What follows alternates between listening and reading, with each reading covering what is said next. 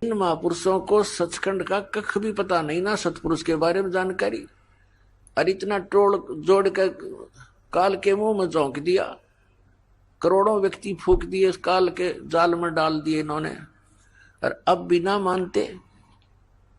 अब इनके गुरुओं ने एक मीटिंग की, राधा स्वामी, नंदन सतगुरु, जय गुरुदेव, इन सब ने मिलकर आगरा में, और उसमें उन्होंने पहले तो ये देखा कि क्योंकि उनके भक्तों की शिकायत गई कि जी आपके विषय में एक रामपाल संत ऐसे ऐसे बोलता है, वो तो बहुत गलत कह रहा है। उन्होंने मीटिंग की, हमारी यहाँ से सीडी ले गए, वो उन्होंने सीडी देखा और सबको वहां बुला लिया।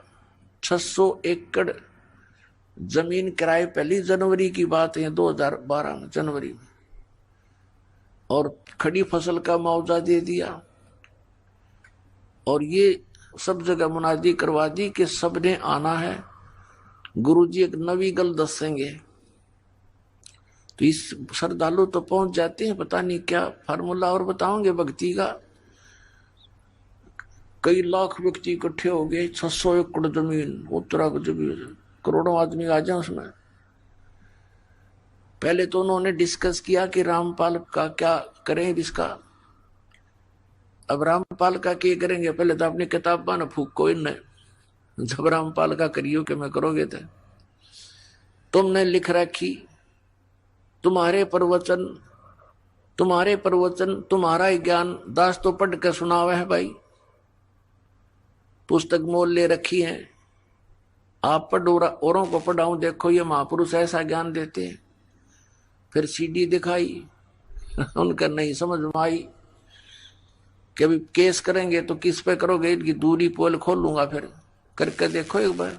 अगर ये थोड़ा सी हिम्मत कर लेते तो इस पर बैन लग जाए पूरे पंथ पे, इसका एक भी शब्द जनता में नहीं जा सकता इनका। ऐसा बेहुदा ज्ञान है इन लोगों का, कख भी नहीं पता, दुनिया को करोड़ों लोगों को डबो दिया।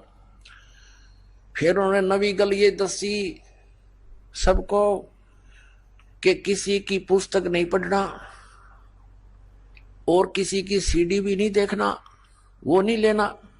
ये नवी गल दस का सबका थपकी मार के भेज दिए। अब वो श्रद्धालु बेचारे वो इन्हों सोचे गुरुजी का आदेश हो गया, हमने किसी की पुस्तक नहीं पढ़नी। उनको इन्हों ना पता, ये काल के जाल में बांध दिए, तो कति के ठड़ी बांध के धर दिए और झोंक देंगे उनके अंदर। ज्ञान पढ़ने में क्या दिक्कत, हमारा भी पढ़ो और उनका भी पढ़ो, हमारा भी सीडी देखो उनकी भी सीडी देखो, तब निर्णय होगा कहां जा रहे हो तुम। तो कहने का दास का तात्पर्य ये है कि इनके पास न तो कोई ज्ञान है मंत्र 500 काल के, और ये सिरसा वाले सच्चा सौदा वालों ने थोड़ी सी भिन्नता कर ली। किसी ने कह दिया होगा कि ये तो ज्योति निरंजन, ओंकार, ररंकार, सतनाम आदि ये तो सारे ही काल के जाप है, सतपुरुष का तो जिक्र भी नहीं इसमें।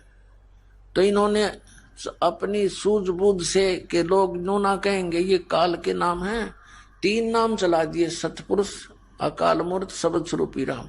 और यूं कहते किसी को बताना नहीं। अब श्रद्धालु तो ऐसे होते हैं भाई नहीं बताना। अब ना बताने का कारण क्या होता है वो बताएगा दास आपको। अब ये अकाल मूर्त, शब्द स्वरूपी राम और सतपुरुष ये तो एक ही परमात्मा के महिमात्मक वचन शब्द हैं और पर्यायवाची है। जैसे जल पानी नीर, जल पानी नीर। अब जल कह दो, 3 कहने की क्या आवश्यकता है, जल कहो चाहे पानी कह दो चाहे नीर कह दो।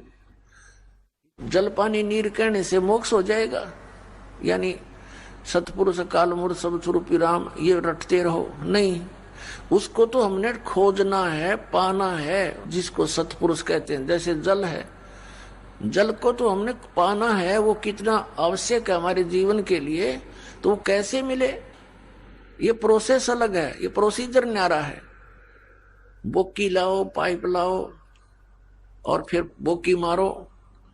जमीन के अंदर जल है, वहां से प्राप्त करना है, और फिर जब बोकी और पाइप का कार्य जल तक पहुंचना है, जल को बाहर निकालना नहीं बोकी और पाइप का कार्य है। उसके बाद फिर मशीन लगेगी, हैंड पंप। वो हैंड पंप की भी फिर प्रैक्टिस करनी है, उसकी सेवा करनी है, उसका अभ्यास करना है। तो जब जल निकलेगा बाहर, जिसको हम खोज रहे थे, जल पानी नीर करने से नहीं, वो प्रोसेस अलग है, वो प्रोसीजर न्यारा है, वो इंस्ट्रूमेंट अलग है जिनसे